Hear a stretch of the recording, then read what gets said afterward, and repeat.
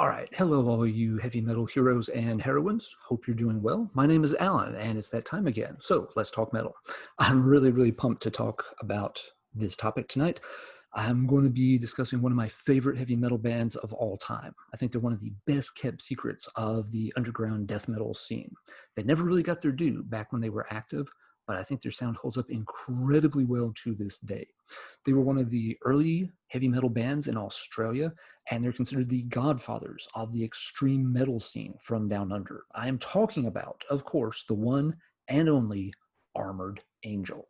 So what I'm going to do is kind of walk you through their discography and add in some extra little tidbits and stories, things I've learned about the band along the way, and show off some random pieces of merchandise I've picked up over time.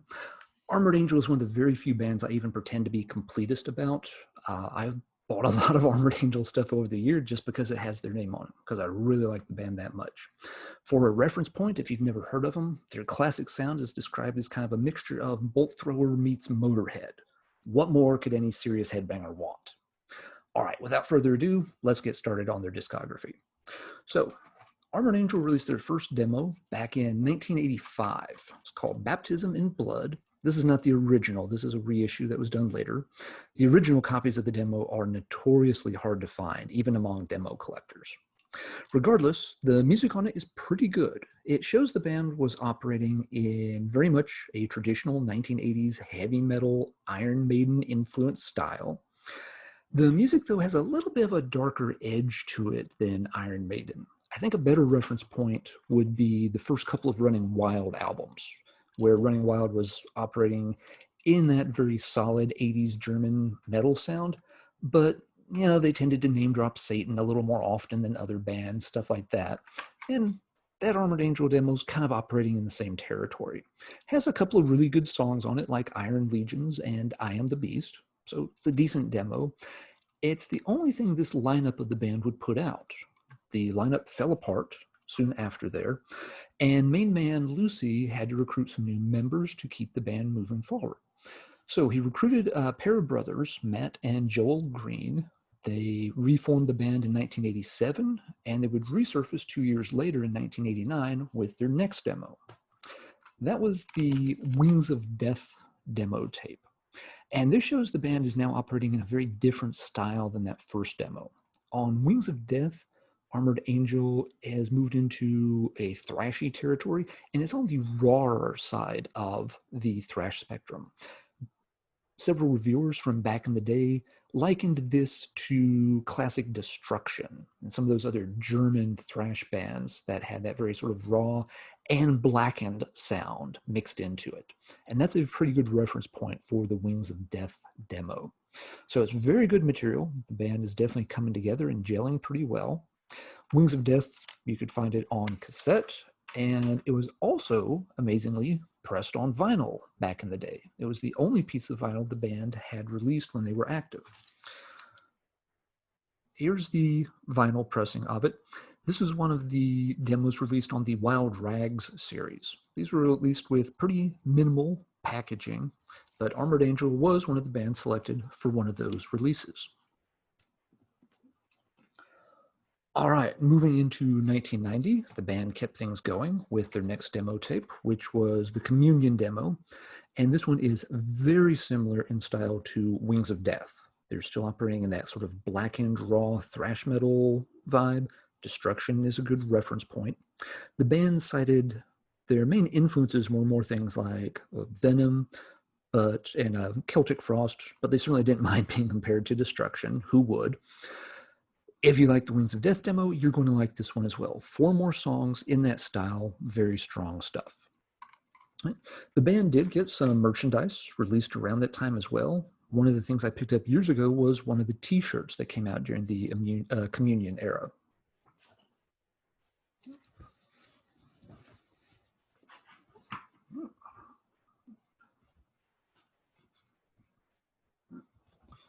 So this particular logo was used a lot on the merchandise around that time. You've got the demon kind of hanging onto the back of the cross, doing nasty things to the cross.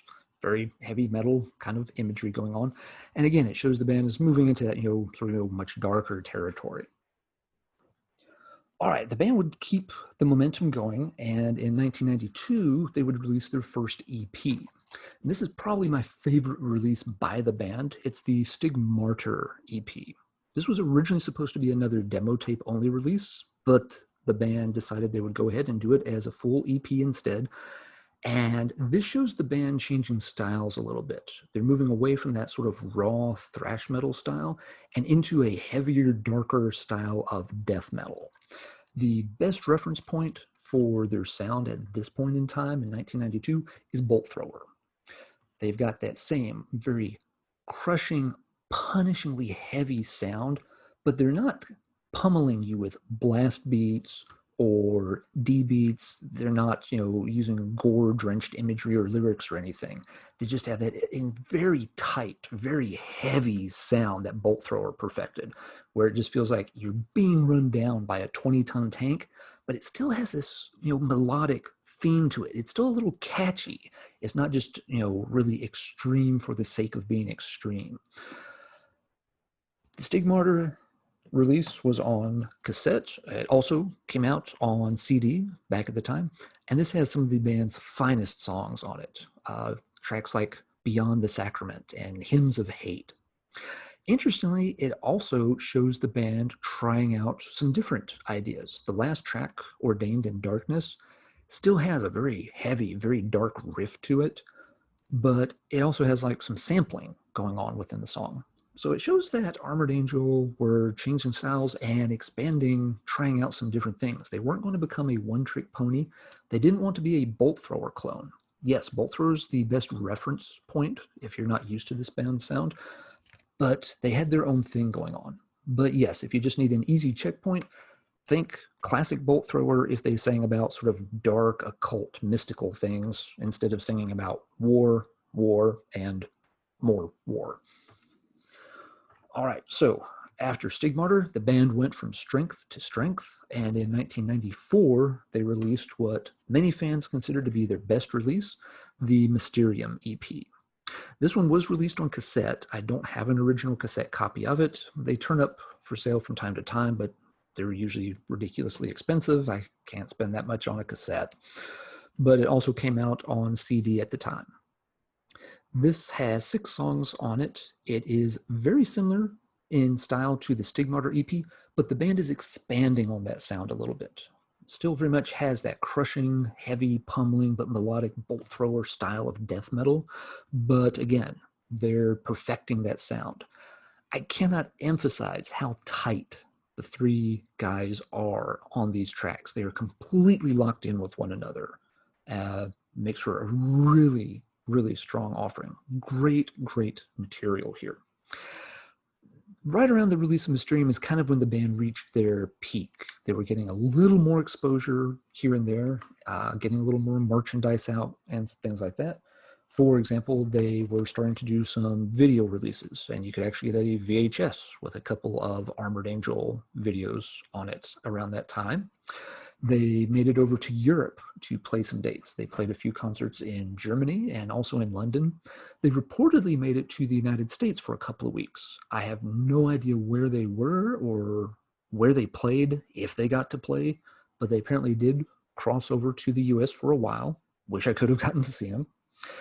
So they were also getting a little more press around that time. This was an excerpt that came with HM Magazine in '94 and talked to the band a little bit. So they were getting some exposure in some of the metal zines at that time as well. All right, so after they had this great Mysterium release, they followed it up in 1995 with another demo tape. This demo tape is still very much in the same style. They're still perfecting that Stigmata and Mysterium sound overall, but it also has another song that's a little more experimental. The 4th track, Oriax, shows the band trying out some different sounds where it's still very heavy, but it's kind of going for more ambiance rather than just being very heavy. They're using some different instrumentation on the track. I think it's a very good track. Again, it shows the band's not afraid to try some different things, that they don't want to record the exact same song over and over. Heading into 1996, the band reportedly worked with Jazz Coleman from Killing Joke. And they got him to help them out in the studio because, again, they were wanting to try to expand their sound and try out some different things. Lucy talked about it in an interview that was published around that time or a little bit later. I only have some photocopies of a couple of these old interviews, but Lucy describes working with Jazz Coleman in the studio. And it sounds like, while the sessions went okay overall, the bottom line was that it didn't quite turn out the way the band had hoped. And around this time is when Matt and Joel Green split and parted ways with Lucy. So the whole point of these demo recordings was to start working on the band's first full-length album. And so Lucy would have to recruit some new members to carry forward with that, which he did.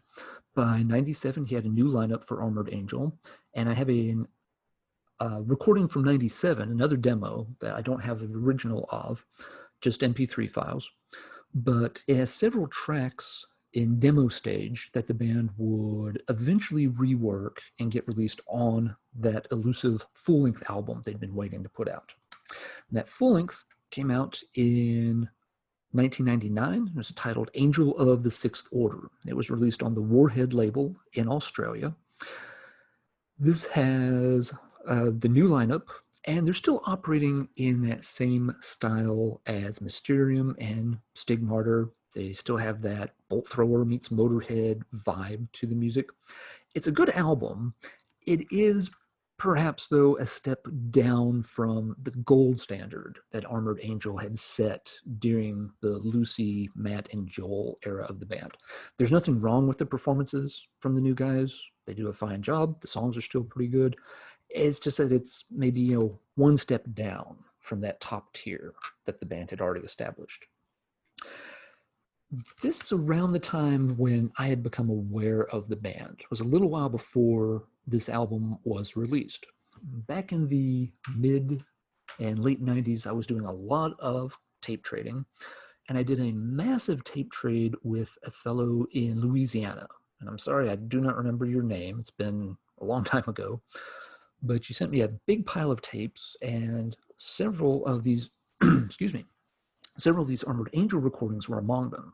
And I just sat and played them over and over and over for days. It took me forever to get to the rest of the stuff that he had sent, because I got so hung up on these Armored Angel recordings that were so killer. And so I started trying to find out more about the band. The problem was, again, this was late 97 or early 98. The internet was technically a thing. Wasn't nearly as much information on it as there was today. So finding out about an obscure death metal band from the other side of the planet was not an easy thing to do. I kept digging, trying to find what I could. And for example, I went to the Milwaukee Metal Fest in 1999, that spring. And one of the main things I wanted to do, besides see some really great heavy metal bands, was try to find out more about Armored Angel. And in the entire venue, I found one Armored Angel CD. It was the copy of the Mysterium CD that I showed you a little bit earlier. So again, the band was not easy to get a lot of information about. Eventually, I somehow came across contact information for Lucy. Found it somewhere online. I have no idea where. And so I did what any stupid metalhead would do. I wrote a fan letter. I have no idea what I said. Probably like, I love your band. You're the best thing ever. I put a bunch of money in the envelope and said, I heard that you've got a full-length album out, but I can't find it anywhere in the United States. Here's some money. I hope maybe this will cover, maybe you can mail me a copy of it, or if not, a shirt or something would be cool, whatever this will cover. Not the smartest way to order merchandise, but, hey, sometimes you roll the dice and take a chance, and sometimes it works out. A few months later, I got this in the mail from Lucy. Also had a really nice letter from him included in it, which I still have. He wrote it on the back of one of the band's gigs flyers, so they were still playing. This is just a photocopy of one of the flyers. And I will not go totally fanboy and read the whole letter to you word for word, but couple of interesting things in it. He mentions here that unfortunately the band had just broken up about 1 month before he wrote the letter. So unfortunately the lineup did not last very long after Angel of the Sixth Order got released. So he mentions that, he's hoping that he can recruit some new members and, keep the banner flying high moving forward.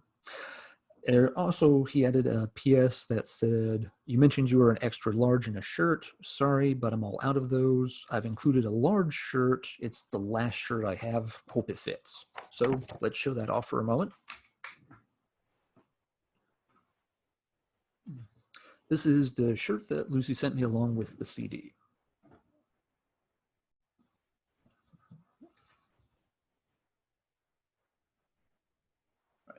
So it's got the crucifixion emblem on it that they used with a lot of the merchandise and in the CD booklet and stuff for the release of Angel of the Sixth Order. The back has that little spiky logo thing, which I always thought was wicked cool looking. And one of the quotes from the album's lyrics, it's got print on both sleeves as well. This is one of my favorite heavy metal shirts. I thinned out my shirt collection several years ago and sold off a lot of the old ones. This one I will not get rid of. This for a long time was my go-to concert gear. Anytime I went to a show, I was wearing this. I eventually retired it because I didn't want it to get, stained or faded or ripped up or anything. So I kind of set it aside before it could get, too worn out. But it's one of my favorite items that I got. So it was very cool that Lucy sent that to me. All right, so the band had broken up, and that was a bummer, but it's not the end of the story. I was still doing a lot of tape trading around that time, and I sent Jeff Wagner a copy of some of those demos and EPs. Jeff was the editor for Metal Maniacs magazine at the time. He and I knew each other online. We chatted on the Metal Maniacs forum from time to time. We traded some vinyl items and did a little tape trading. And so I recorded some of those demos for him and said, "Hey, I think you might like these. Check them out." And he wrote back and was really excited about the band. He's like, "I can't believe I never checked out this band before. This is amazing. This is great stuff. What can you tell me about them?" And so, of course, I went into fanboy mode and info dumped tons of stuff, probably more than Jeff wanted. But he asked, "Do you know how to get a hold of the band?" I think I'd probably mentioned that I got some stuff from Lucy. He's like, "Oh, do you know how I can get in touch with him?" I'm like, "Yeah, here's his contact info. Hope you can reach him." And lo and behold, Jeff tracked him down and did a really nice write-up on the band in the November 2000 issue of Metal Maniacs. They're listed right there about halfway down the cover. And Jeff did a really glowing write-up of the group in the fast forward section. If I can find it here, I'll flip over to it for just a moment. So it was, bittersweet because it was kind of a posthumous praise since the band had already broken up, but it was still really cool that the band finally got mentioned in a U.S. publication with, wider circulation at the time. Yeah. And it was kind of cool that I got to play a very tiny role in helping make that interview happen. So that also isn't quite the end of the story with Armored Angel. In the late 2000s, you started seeing some new items pop up on eBay. It was through a store called Raven. Their eBay name was Raven something something. I don't remember the full eBay ID. But it was a store in Australia, and they were starting to release things like a lot of Armored Angel denim patches. They had some banners, some wall banners and things like that. And you started to see the band's demos start to get some reissue attention as well. I'll show off just a couple of things here real quick. The crucifixion artwork that was on the shirt I showed also got made into a wall banner. And some of the communion artwork also got made into a banner. This was the same as on the shirt from '93 that I showed earlier. And if you're wondering why I don't have those banners hanging up on the wall behind me, I actually use them as dust covers for my stereo equipment, because why not? But yeah, other things started showing up too. This is when the reissue of that Baptism in Blood cassette got released. And it was put out not only on cassette, but they also reissued it on CD for the first time for folks to check out. And it also got a vinyl pressing around that time. And so it was also pressed on vinyl. Now there in the cover, you can see there's also one of the denim patches I mentioned. That did not come with the record. those were sold individually on eBay over time. And of course, I ordered a ton of them. I've got probably close to a dozen of them laying around here and there. So if anybody from that Raven store happens to be listening and you always wondered who the crazy guy in North Carolina was that kept ordering patches from Australia, that was this guy. How you doing? All right. I always suspected that someone at the Raven store was either knew Lucy, maybe it was Lucy, or someone that had worked pretty close with the band because they obviously had good connections to be releasing all this stuff. It's also around this time and moving into the 2010s when more of the band stuff got reissued. And so I'll show you some of the reissues pretty quick. The Wings of Death got another pressing on vinyl, shown here, and this one was put out on red vinyl. It looks really, really nice on red vinyl. I like the way they did it with putting the image on one side of the record. Again, these were short demo tapes. They don't take up a lot of space on vinyl, so looks really sharp. Communion got a vinyl pressing for the very first time around that time, and they pressed this one on blue vinyl. Same kind of layout and design format. Looks really nice.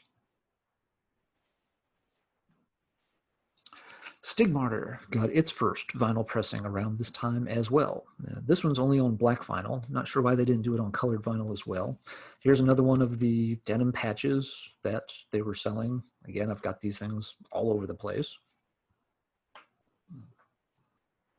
And Mysterium was not left out. Mysterium also got a vinyl pressing at this point, and it was put out on kind of a very light gray vinyl with the same formatting as before.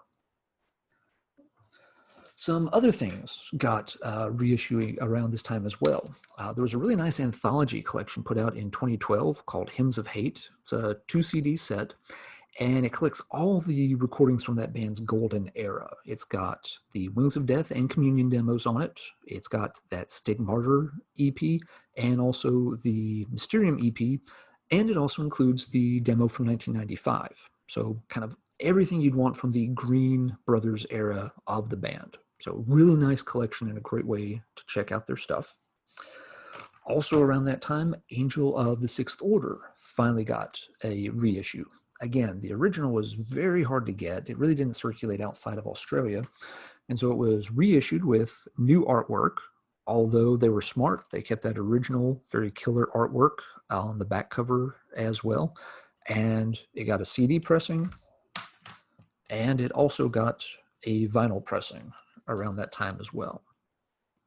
So it's been pretty cool that the band has seen some love in recent years and has gotten a lot of good material re-released. There was another anthology put out last year in 2019 under the title Stigmata. And this one's a little shorter than the Hymns to Hate anthology I just showed. It has the Wings of Death and Communion demos and the 2 EPs, Stigmata and Mysterium, on it. But it does not have the 95 demo on it. So it's nice to see that there's another collection out there. It would have been nice if it had included something a little bit different than the previous one from 7 years earlier. Remember, some recordings were apparently done with Jazz Coleman around 1996 with the band trying out a few different things. Maybe one day we can get an Armored Angel anthology that'll include some of that stuff as bonus material.